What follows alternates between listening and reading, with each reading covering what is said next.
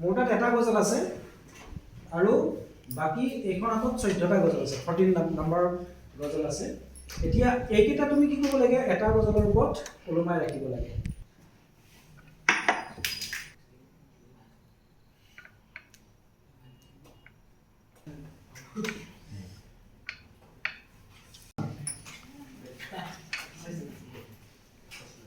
জ্যোতিষ্মান আহা।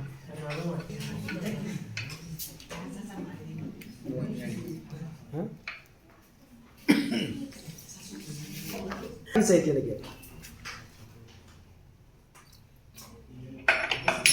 ৰাখিবা। এইবাৰ আকৌ এইটো এনেকুৱাকৈ ৰাখিব লাগিব। এনেদৰে 14 গজাল ইয়াতে ৰাখিছোঁ। সেইবিলাক 14 বুলি নহয়, তোমাৰ তাত যদি গজালকেইটা দীঘল হয় 15, 16, 17, 18 এনেকুৱাকৈ তুমি ইচ্ছা অনুসৰি দিব পাৰিবা। বুজি পাইছা?